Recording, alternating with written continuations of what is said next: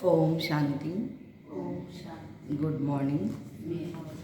मीठी बाप दादा की आज 8 तारीख की महावाक्य सुनते हैं। 8 जनवरी 2022। मीठे बच्चे,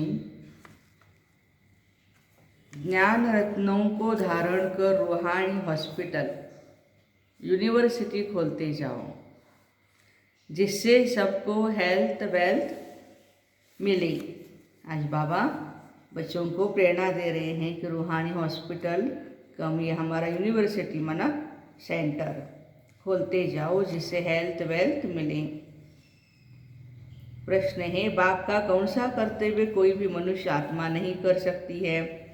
उत्तर है, आत्मा को ज्ञान का इंजेक्शन लगाकर उसे सदा के लिए निरोगी बनाना, यह कर्तव्य कोई भी मनुष्य नहीं कर सकते। जो आत्मा को निर्लेप मानते हैं वह ज्ञान का इंजेक्शन कैसे लगाएंगे? यह कर्तव्य एक अविनाशी सर्जन का ही है, जो ऐसी ज्ञान योग की दवाई देते हैं जिससे आधा कल्प के लिए आत्मा और शरीर दोनों ही हेल्दी वेल्दी बन जाते हैं। आज बाबा हमारे सुप्रीम सर्जन बन करके आए हैं। हाँ, सुप्रीम सर्जन ज्ञान का इंजेक्शन लगाते हैं, ज्ञान योग की दवाई करके हमें आधा कल्प के लिए 2500 साल के लिए हेल्थ और वेल्थ भी देते हैं। आज का गीत है, यह वक्त जा रहा है। ओम शांति। यह किसने कहा कि बाकी थोड़ा समय है? बहुत गई अब थोड़ी की भी थोड़ी रही। परमात्मा कहते हैं थोड़ा समय है, अब तुम इस पुरानी दुनिया में बैठे हो, यहाँ तो दुख ही दुख है, सुख का नाम निशान नहीं है। सुख है ही सुख धाम में, सतयुग में। कलयुग को कहते हैं दुख धाम। अब बाबा कहते हैं, जबकि मैं आया हूँ तुमको सुख धाम में चलने के लिए, तो फिर क्यों रुके हुए हो? दुख धाम से क्यों दिल लगी हुई है? दुख धाम के भातियों से अथवा इस पुराने शरीर से क्यों दिल लगी है? हम आए हैं तुमको सुख धाम में ले चलने। सन्यासी कहते हैं, इस दुनिया का सुख तो कागविष्ठा के समान है, इसलिए इसका सन्यास करते हैं। तुम बच्चों को अब सुख धाम का साक्षात्कार हुआ है। ये पढ़ाई है ही सुख धाम के लिए, और इस पढ़ाई में कोई भी तकलीफ नहीं है। बाप को याद करना, इस याद से ही तुम निरोगी बनेंगे। तुम्हारी काया कल्प वृक्ष के समान बड़ी होगी। यह जो मनुष्य सृष्टि का झाड़ है, उनकी आयु 5000 वर्ष है। उसमें आधा कल्प सुख आधा कल्प दुख है। दुख तो आधा कल्प तुमने बहुत देखा है। बाबा कहते हैं, पवित्र दुनिया में चलना है तो पवित्र बनो। श्रीमत कहती है, यह विष की लेन देन छोड़ दो, ज्ञान और योग को धारण करो। जितना ज्ञान रत्न धारण करेंगे उतना निरोगी बनेंगे। बाबा ने समझाया है, यह रूहानी हॉस्पिटल भी है और यूनिवर्सिटी भी है। परमपिता परमात्मा आकर रूहानी हॉस्पिटल और यूनिवर्सिटी स्थापन करते हैं। हॉस्पिटल तो दुनिया में बहुत है, लेकिन ऐसी हॉस्पिटल और यूनिवर्सिटी दोनों इकट्ठी नहीं हो सकती है। हॉस्पिटल अलग होता है, यूनिवर्सिटी का एरिया अलग होता है। वो बहुत यूनिवर्सिटी में बहुत बड़ी यूनिवर्सिटी होती है। तो बाबा कहते हैं यह दोनों भी है। यहाँ यह वंडर है, हॉस्पिटल और यूनिवर्सिटी हेल्थ और वेल्थ इकट्ठी मिलती है। फिर क्यों नहीं इस खजाने को लेने के लिए खड़े हो जाते? आजकल करते करते अचानक ही विनाश हो जाएगा। बाबा समय की जो समय चल रहा है, अचानक सब कुछ चलते चलते बाबा कहते सब कुछ हो जाएगा। बाप श्रेष्ठ थे, श्रेष्ठ मत देते हैं। तुम गवर्नमेंट को भी समझाओ, इस समय बेहद का बाप ऐसी हॉस्पिटल और यूनिवर्सिटी खोलते हैं जो सबको हेल्थ वेल्थ मिले। गवर्नमेंट भी हॉस्पिटल यूनिवर्सिटी खोलती है, उनको समझाओ इस जिस्मानी हॉस्पिटल खोलने से क्या होगा। ये तो आधा कल्प से चलती आई है और मरीज भी बनते ही हैं। यह है ही रूहानी हॉस्पिटल और यूनिवर्सिटी। इससे मनुष्य 21 जन्मों के लिए एवर हेल्दी एवर वेल्दी बन सकते हैं। तो एजुकेशन मिनिस्टर और हेल्थ मिनिस्टर, आरोग्य मंत्री और शिक्षा मंत्री। हेल्थ मिनिस्टर को भी समझाओ कि बेहद के बाप ने ये कंबाइंड हॉस्पिटल और यूनिवर्सिटी दोनों खोली है, आपको भी राय देते हैं तो ऐसे खोलो तो मनुष्यों का कल्याण हो जाए। बाकी यह बीमारियां आदि तो जब से रावण राज्य शुरू हुआ है तब से शुरू हुई है। आगे तो वैद्य की दवाइयाँ थी, हो ना, आयुर्वेदिक जो भी बातें थी, जो भी दवाइयाँ थी वैद्य लोग देते थे। अब तो अंग्रेजी दवाइयाँ बहुत निकली है और साइड इफ़ेक्ट्स देखो उसके कितने हैं, बहुत है। बाकी जो होम्योपैथी है या एलोपैथी है इसको कोई साइड इफ़ेक्ट नहीं है। लेकिन आज क्या है, इंस्टेंट के ज़माने में सब कुछ इंस्टेंट मिलना चाहिए, ताबड़तोड़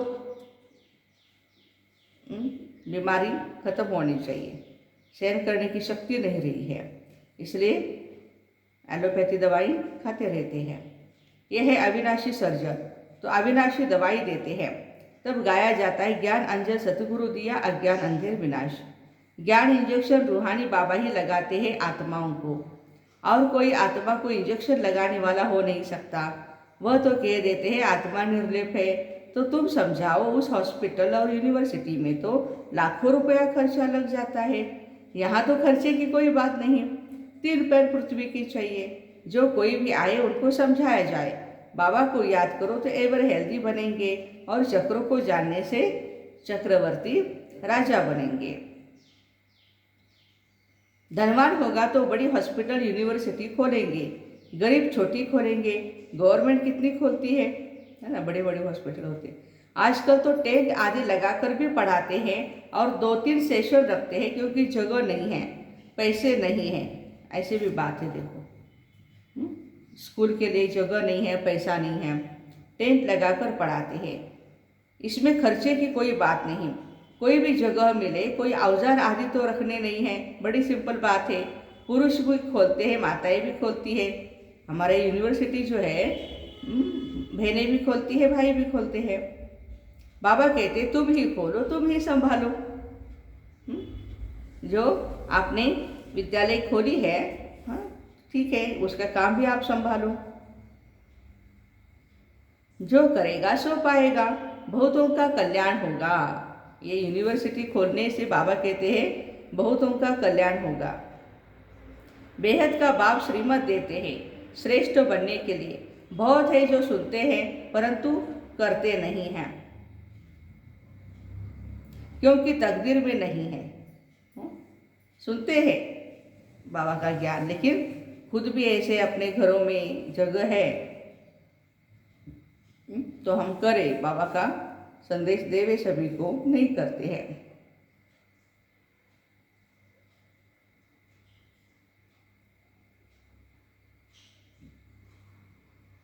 हेल्थ वेल्थ मिलती है शिव बाबा से। बाबा वैकुंठ की बादशाही देने आए हैं, हीरे जवाहरों के महल मिलेंगे। भारत में ही लक्ष्मी नारायण का राज्य था, जरूर उनको बाप ने वर्षा दिया होगा।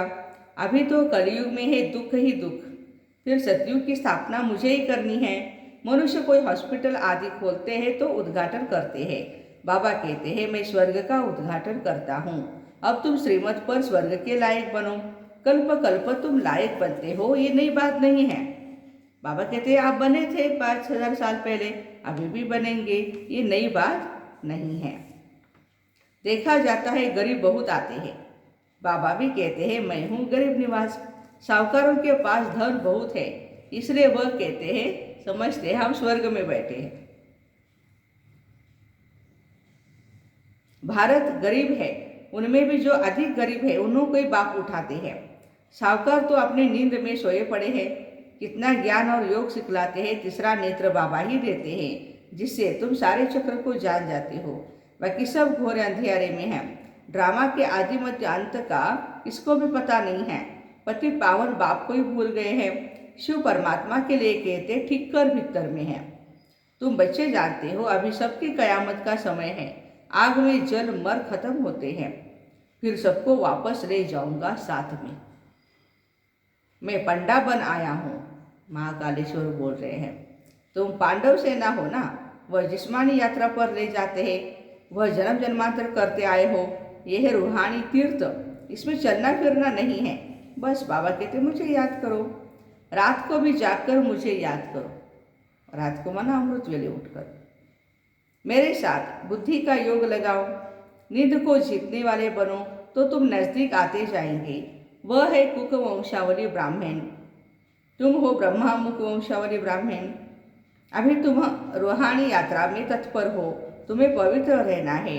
वह ब्राह्मण लोग खुद ही अपवित्र है तो औरों को पवित्र बना नहीं सकते हैं। तुमको तो पवित्र रहना है। रुद्र ज्ञान यज्ञ में पवित्र ब्राह्मण ही रहते हैं। वह ब्राह्मण लोग भर मंदिरों में रहते हैं। नाम ब्राह्मण है तो देवताओं की मूर्ति को हाथ लगा सकते हैं, और उनको स्नान आदि भी कराते हैं, परंतु है वो पतित। बाकी और जो मनुष्य मंदिर में जाते हैं वह अगर नाम के ब्राह्मण नहीं हैं तो उनको हाथ लगाने भी नहीं देते हैं। देखो, ब्राह्मण है तो हाथ लगाओ मूर्ति को, नहीं तो नहीं। ब्राह्मणों का मान बहुत होता है, परंतु है तो पतित विकारी।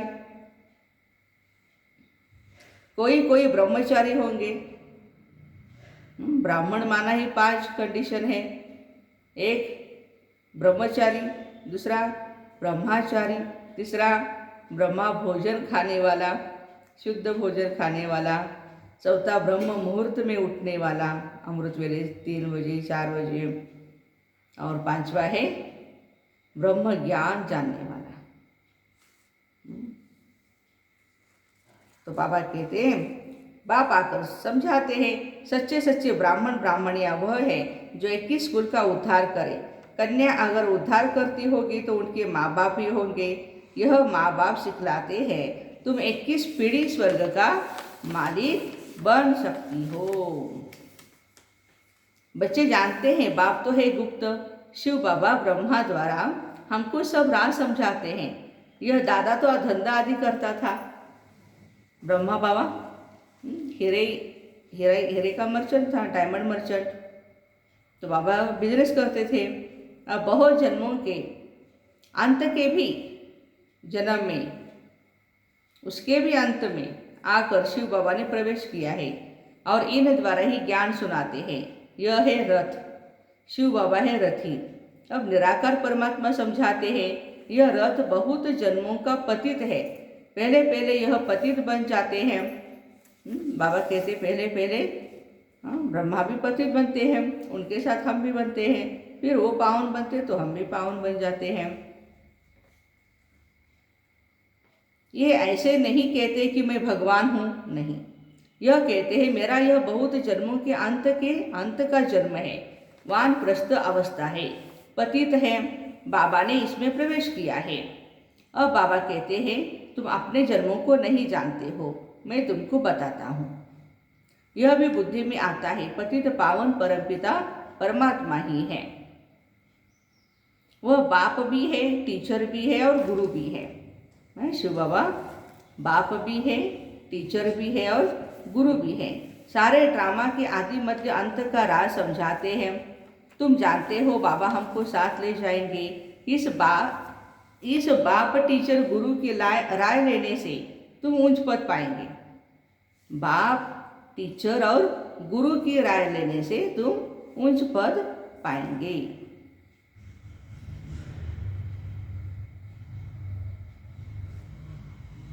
कितना अच्छी रीति समझाते हैं। कोई तो धारणा कर श्रीमत पर चलकर उच्च पद पाते हैं, जो श्रीमत नहीं मानते हैं वो उच्च पद भी नहीं पाते हैं। बाबा कहते हैं सुखधाम और शांतिधाम को याद कर इस दुखधाम को भूलते जाओ, अपने को अशरीरी समझो। अब हम वापस जा रहे हैं, बाबा लेने आए हैं। हर एक को अपना अपना पाठ रिपीट करना है। हर एक की आत्मा अविनाशी पाठधारी है। बाबा आज अविनाशी पाठधारी आत्मा के लिए कह रहे हैं कि हर एक को अपना अपना पाठ निभाना ही है, कोई क्या भी हो, कुछ भी हो।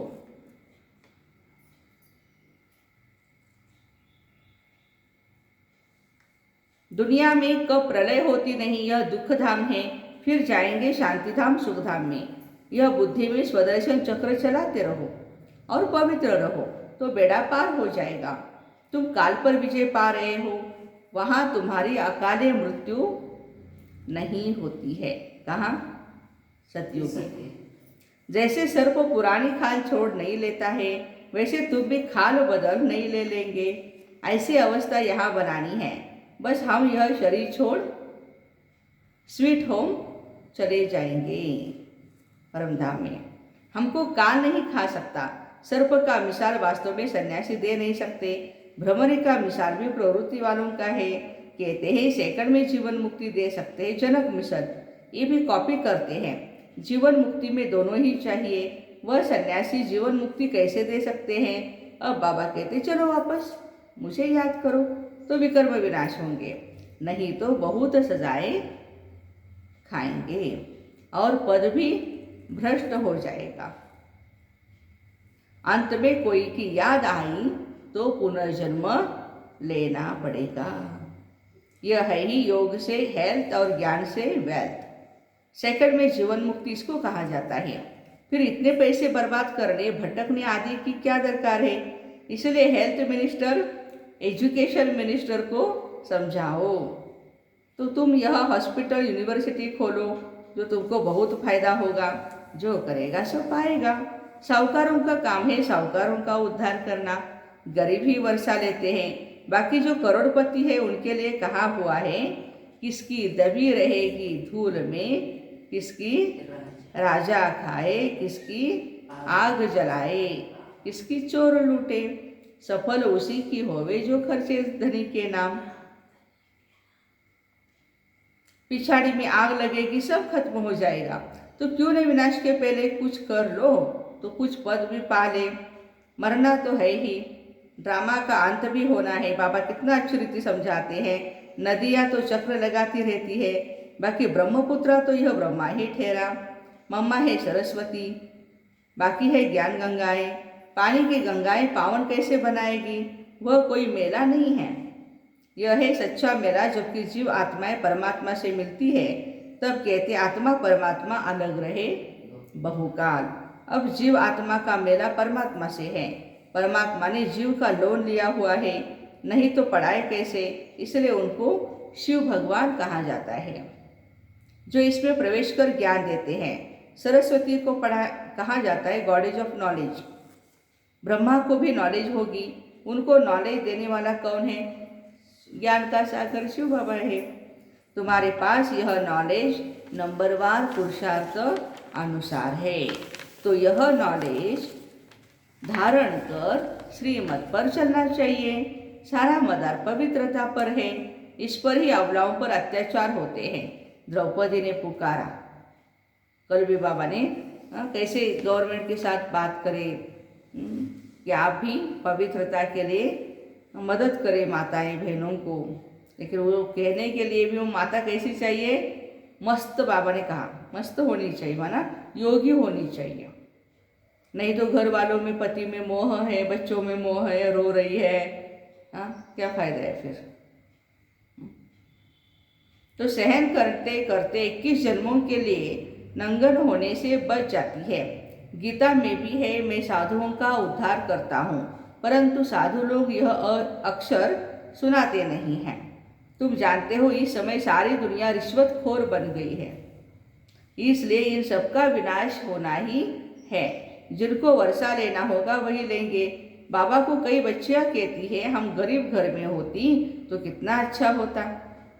देखो साहूकार घर की बच्चियाँ क्या कहती बाबा को, इतना हमें यहाँ सहन करना पड़ता है। गरीब घर में जन्म लेते तो इतना सहना नहीं पड़ता था।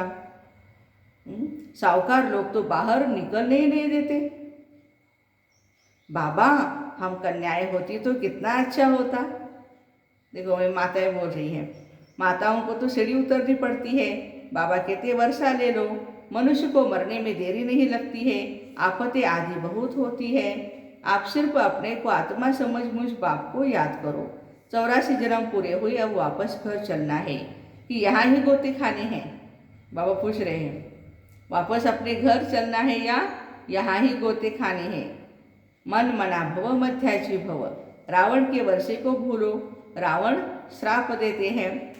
बाबा कहते बच्चे बनेंगे तो वर्षा पाएंगे, श्रीमत पर नहीं चलेंगे तो वर्षा कैसे पाएंगे? ये रूहानी हॉस्पिटल खोलते जाओ, जमीन पड़ी रहती है, किराए पर दे तो अच्छा है, बहुत फायदा है। अच्छा, मीठे मीठे सिक्के लदे बच्चों प्रति माता पिता बाप दादा का याद प्यार और गुड मॉर्निंग। रूहानी बाप की रूहानी बच्चों को नमस्ते। हम रूहानी बच्चों की रूहानी माता पिता बाप दादा को याद प्यार, गुड मॉर्निंग और नमस्ते। वाह बाबा वाह, शुक्रिया बाबा शुक्रिया। धारणा के लिए मुख्य सार। पहली पॉइंट, बाप के समीप आने के लिए रूहानी यात्रा पर रहना है। रात को जागकर भी यह बुद्धि की यात्रा जरूर करनी है। दूसरी पॉइंट, सच्चे सच्चे ब्राह्मण बन 21 कुल का उद्धार करना है। स्वदर्शन चक्रधारी बनना है। काल पर विजय पाने के लिए इस पुरानी खाल से ममत्व निकाल देना है। विजय पानी है काल पर, तो भूल जाना है खाल को। काल और खाल देखो। वरदान है, रूहानियत द्वारा वृत्ति दृष्टि बोल कर्म को रॉयल बनाने वाले ब्रह्मा बाप समान भव। रूहानियत द्वारा दृष्टि वृत्ति बोल और कर्म को रॉयल बनाने वाले ब्रह्मा बाप समान भव। विस्तार है, ब्रह्मा बाप के बोल 4, चेहरे चलन में जो रॉयल्टी देखी उसमें फॉलो करो। जैसे ब्रह्मा बाप ने कभी छोटी मोटी बातों में अपना बुद्धि व समय नहीं गवाया। उनके मुख से कभी साधारण बोल नहीं निकले। हर बोल युक्ति युक्त अर्थात व्यर्थ भाव से परे, अव्यक्त भाव भावना वाले रहे। उनकी वृत्ति हर आत्मा के प्रति सदा शुभ भावना शुभ कामना वाली रही। बाबा ब्रह्मा बाबा के विशेषताएं बता रहे हैं। दृष्टि से सबको फरिश्ते रूप में देखा। सब कौन है? फरिश्ते हैं। कर्म में सदा सुख दिया और सुख लिया। ऐसे फॉलो करो, तब कहेंगे ब्रह्मा बाप समान। आज का स्लोगन है, मेहनत के बजाय मोहब्बत के झूले में झूलना ही श्रेष्ठ भाग्यवान की निशानी है। मेहनत के बजाय मोहब्बत के झूले में झूलना ही श्रेष्ठ भाग्यवान की निशानी है। लवलीन स्थिति का अनुभव। जैसे लौकिक रीति से कोई किसके स्नेह में लवलीन होता है, तो चेहरे से, नैनों से, वाणी से अनुभव होता है कि ये लवलीन है, ये आशिक है। ऐसे आपके अंदर बाप का स्नेह इमर्ज हो तो आपके बोल औरों को भी स्नेह में घायल कर देंगे। अच्छा, ओम शांति। रूहानियत द्वारा हमें दृष्टि वृत्ति बोल और कर्म को रॉयल बनाकर ब्रह्मा बाप समान बनना है। बाकी कल रविवार है, 9 तारीख है। हमारी योग भट्टी भी रहेगी सुबह 9 से 2 बजे तक। ब्रह्मा भोजन भी रहेगा और विशेष भारत देश के स्वतंत्रता आज़ादी के लिए अमृत महोत्सव 75 इयर्स हो गए, 75 साल हो गए भारत देश को स्वतंत्र हुए। तो इस आज़ादी का भी हम जश्न भी मनाएंगे। और विशेष जो हमारे मान्यवर है या कहे अतिथिगण है जिन्होंने विशेष कार्य किया है भारत देश की नवनिर्मित के लिए या कहे स्वर्णिम भारत बनाने के लिए, अपने वैसे भी हमारे सारे भाई बहनें जो भी विशेष सहयोगी है स्वर्णिम भारत लाने में, तो इन सबका कल सत्कार होगा, सम्मान होगा बाबा के दरबार में। तो आप सभी भाई बहनों को समय पर पहुंचना है। ओम शांति।